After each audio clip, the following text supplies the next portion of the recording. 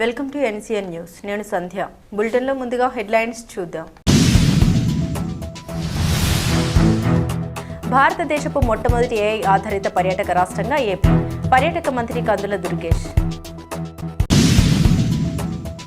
ఆంధ్రప్రదేశ్ను దేశంలోనే మొట్టమొదటి ఆర్టిఫిషియల్ ఇంటెలిజెన్స్ ఆధారిత పర్యాటక రాష్ట్రంగా తీర్చిదిద్దేందుకు పర్యాటక శాఖ చారిత్రాత్మక అడుగు వేసిందని రాష్ట్ర పర్యాటక, సాంస్కృతిక, సినిమాటోగ్రఫీ మంత్రి కందుల దుర్గేష్ వెల్లడించారు. వెలగపూడి సచివాలయంలోని పబ్లిసిటీ సెల్లో ప్రముఖ ట్రావెల్ సంస్థ ఎక్స్ప్లోరర్ రూపొందించిన నివు ఏఐ ప్లాట్ఫారం వినియోగానికి ఏపీ పర్యాటక అథారిటీ 3 ఏళ్ల వ్యూహాత్మక ఒప్పందాన్ని కుదుర్చుకుంది.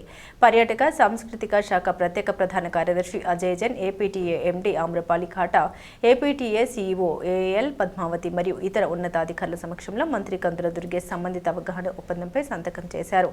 ఈ కీలక ఒప్పందం ద్వారా రాష్ట్రంలోని 100కు పైగా ప్రముఖ పర్యాటక పుణ్యక్షేత్రాల్లో పర్యాటకులకు బహుభాషా ఏఐ సహాయాన్ని అందించనుందన్నారు. పనితీరు బాగుంటే కాల పరిమితిని పొడిగించే అవకాశం ఉన్నట్లు తెలిపారు. మొదటి ఏడాదిలో 30 ప్రధాన ప్రాంతాల్లో 3 ఏళ్లలో పూర్తి స్థాయిలో అందుబాటులోకి రానున్నట్లు స్పష్టం చేశారు. దీనివల్ల పర్యాటకులకు ఎలాంటి ఖర్చు లేదని, ఇది పూర్తిగా ఉచితమని, ఎలాంటి ప్రత్యేక యాప్లు డౌన్లోడ్ చేసుకోవాల్సిన అవసరం లేదని మంత్రి దుర్గేష్ వివరించారు. ఈ ఒప్పందం ప్రకారం పర్యాటకులు రాబోయే 3 ఏళ్లలో రాష్ట్రంలోని కోటలు, బీచ్లు, చారిత్రాత్మక కట్టడాలు మరియు దేవాలయాల వద్ద ఏర్పాటు చేసే క్యూఆర్ కోడ్ను స్కాన్ చేయడం ద్వారా నీవు ఏఐతో నేరుగా సంభాషించవచ్చని వివరించారు. ఈ ప్రాజెక్టును రాష్ట్ర వ్యాప్తంగా విస్తరించడానికి ముందు ప్రసిద్ధ పుణ్యక్షేత్రాలైన మంగళగిరి శ్రీ లక్ష్మీ నరసింహస్వామి ఆలయం, శ్రీ పానకల్ లక్ష్మీ నరసింహస్వామి దేవాలయాల్లో పైలట్ ప్రాజెక్టును విజయవంతంగా నిర్వహించామన్నారు.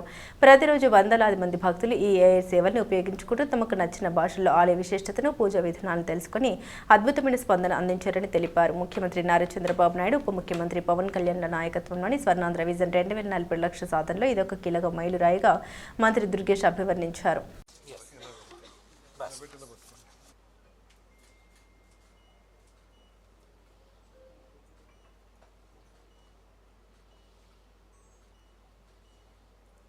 ఓకేనా? Yeah. Thank you. Congratulations and thank you. Okay. Anybody can come in.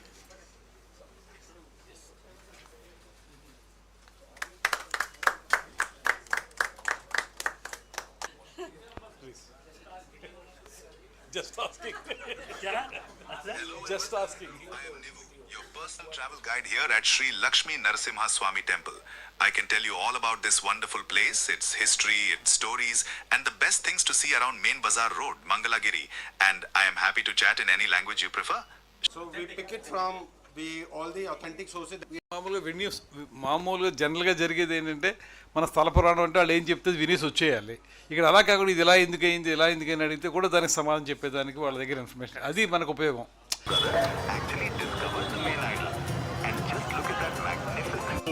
ఏముందో తెలుసుకోవాలంటే ఇక్కడ స్కాన్ చేశాను.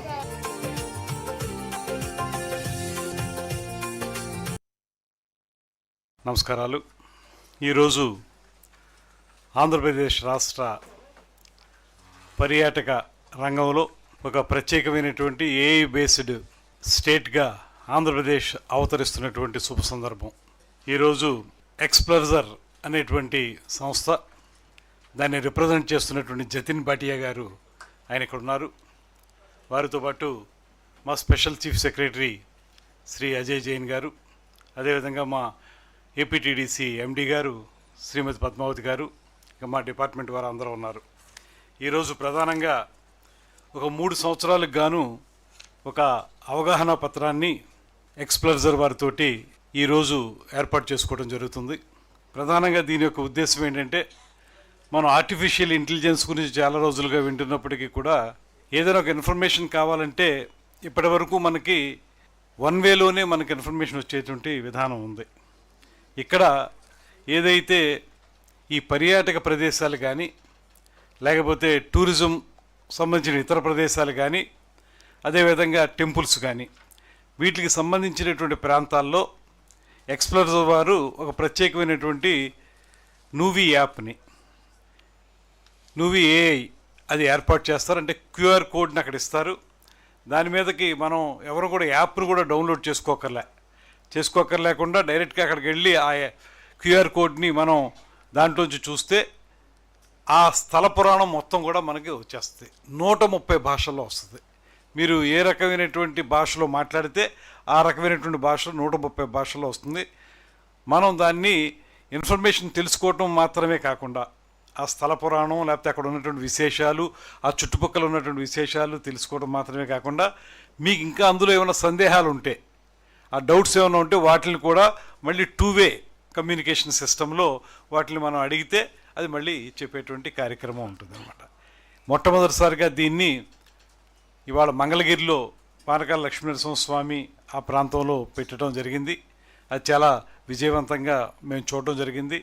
ఒక 3 రోజుల క్రితం వారు దాన్ని డెమాన్స్ట్రేషన్ చేసినప్పుడు నేను కూడా తెలుగులో ప్రశ్నిస్తే తెలుగులో నాకు చాలా విస్పష్టమైనటువంటి సమాధానం అందులోంచి రావడం జరిగింది. తిరిగి మళ్ళీ నేను వారితోటి సంభాషించడం కూడా జరిగింది. వారు కూడా పూర్తిగా దీన్ని మనకి ఫ్రీ ఆఫ్ కాస్ట్గా చేస్తున్నారు. ఏ రకమైనటువంటి రుసుము వారికి మనం చెల్లించడం లేదు. అదేవిధంగా మరి ఎవరైతే పర్యాటకులు వస్తారో వారు కూడా ₹1 కూడా చెల్లించక్కర్ లేకుండా QR కోడ్ని చేసుకోగలిగితే దాంట్లోంచి మనం వెళ్ళగలిగితే మనం లైక్ ఎనీ అదర్ ఫోన్పే ఎలాగ వెళ్తామో అలాగే వెళితే మనం దాంట్లోంచి మనకు పూర్తి స్థాయి సమాచారం వచ్చేస్తుంది. దీనివల్ల మీకు ఫుట్ఫాల్ బాగా పెరుగుతుంది. ప్రధానంగా పర్యాటక రంగంలో మేము ఆలోచించేది కూడా ఏంటంటే ఇలాగ ఒక సమాచారం పూర్తిగా రావటం వల్ల దాన్ని కష్టపడి చదువుకోకర్లేకుండా మనకి వచ్చిన భాషలో వినటానికి, వచ్చిన భాషలో సంభాషించడానికి కూడా అవకాశం దొరుకుతుంది. కనుక ఇది ప్రత్యేకించి అందరికీ కూడా ఉపయోగపడేటువంటి ఒక ప్రత్యేకమైన కార్యక్రమం అవుతుంది. మొట్టమొదటిసారి దేశంలో ఉన్న అన్ని రాష్ట్రాల్లో కంటే కూడా ఇలాగ 100 ప్రదేశాల్లో QR కోడ్ ద్వారా ఆర్టిఫిషియల్ ఇంటెలిజెన్స్ ద్వారా ఆ స్థల పురాణాన్ని, పర్యాటక ప్రదేశం తాలూకు వివరాలని తెలుసుకునేటువంటి అవకాశం మొట్టమొదటిసారిగా మన ఆంధ్రప్రదేశ్లోనే ఏర్పాటు చేస్తున్నాం. దానికి ముందుకు వచ్చినటువంటి మన జతిన్ భాటియా గారిని, వారి టీంని కూడా మన అందరి తరఫున కూడా ప్రత్యేకంగా అభినందిస్తూ, ఫస్ట్ టైం AI టూరిజం స్టేట్గా మన ఆంధ్రప్రదేశ్ రాబోతుంది. దీన్ని ప్రత్యేకించి తొందరగానే ప్రారంభించడం, అదేవిధంగా ఎక్స్ప్లోజర్ అనేటువంటిది ప్రపంచంలోనే మొట్టమొదటి AI ఆధారిత గ్లోబల్ ప్రొఫెషనల్ మీడియా ప్లాట్ఫామ్. ఇది వారంతటా వారే ముందుకొచ్చి మన దగ్గర జరుగుతున్నటువంటి డెవలప్మెంట్ని దృష్టిలో పెట్టుకుని, అదేవిధంగా ఈ మధ్య కాలంలోనే మనం ఆల్ ఇండియా లెవెల్లో బెస్ట్ టూరిజం ప్రమోషన్ అవార్డుని తీసుకున్నాం. కనుక వారు ప్రత్యేకించి ఆంధ్రప్రదేశ్ని దీనికి ఎంచుకుని వారు ఇక్కడికి రావడం జరిగింది. ఈ సందర్భంగా వారికి కూడా ధన్యవాదాలు తెలియజేస్తూ